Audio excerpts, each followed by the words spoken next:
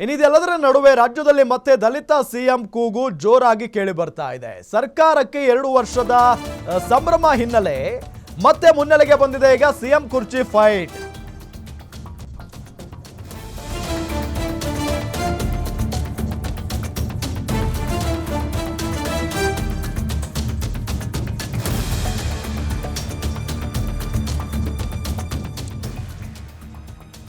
CM ಕುರ್ಚಿ ಮೇಲೆ ಕೈ ನಾಯಕರು ಕಣ್ಣಿಟ್ಟಿದ್ದಾರೆ. 2.5 ವರ್ಷದ ಬಳಿಕ ಬದಲಾಗ್ತಾರ ಹಾಗಾದ್ರೆ ಮುಖ್ಯಮಂತ್ರಿ? ಸಿದ್ದರಾಮಯ್ಯ ಸಿಎಂ ಕುರ್ಚಿ ಬಿಡಬೇಕು ಅಂತಿದ್ದಾರೆ ಹಲವರು. ಕೇಳಿ ಬರ್ತಿದೆ ದಲಿತರಿಗೆ ಅವಕಾಶ ನೀಡಬೇಕು ಅನ್ನೋ ಕೂಗು.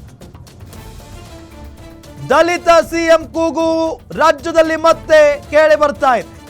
ಸರ್ಕಾರಕ್ಕೆ 2 ವರ್ಷ ತುಂಬಿದೆ, ಈ ಸಂಭ್ರಮ ಇದೆ. ಈ ಸಂಭ್ರಮದ ನಡುವೆ ಮತ್ತೆ ಸಿಎಂ ಕುರ್ಚಿ ಫೈಟ್ ಮುನ್ನೆಲೆಗೆ ಬಂದಿರೋದನ್ನ ಗಮನಿಸ್ತಾ ಇದ್ದೀವಿ. ತೆರೆಮರೆಯಲ್ಲಿ ಸಿಎಂ ಪಟ್ಟಕ್ಕಾಗಿ ಬಹಳಷ್ಟು ಪೈಪೋಟಿ ನಡೀತಾ ಇದೆ. ಸಿಎಂ ಕುರ್ಚಿ ಮೇಲೆ ಕೈ ನಾಯಕರು, ಒಂದಿಷ್ಟು ಜನ ಕೈ ನಾಯಕರು ಕಣ್ಣಿಟ್ಟಿದ್ದಾರೆ. 2.5 ವರ್ಷದ ಬಳಿಕ ಬದಲಾಗ್ತಾರ ಹಾಗಾದ್ರೆ ಮುಖ್ಯಮಂತ್ರಿಗಳು? ಸಿದ್ದರಾಮಯ್ಯ ಸಿಎಂ ಕುರ್ಚಿ ಬಿಟ್ಟುಕೊಡ್ತಾರ ಅಷ್ಟು ಈಸಿಯಾಗಿ? ಆದರೆ ಬಿಡಬೇಕು ಅಂತ ಹೇಳಿ ಕೆಲವರು ಒತ್ತಾಯವನ್ನ ಮಾಡ್ತಾ ಇದ್ದಾರೆ. ಆದರೆ ಇದೆಲ್ಲದರ ನಡುವೆ ಈಗ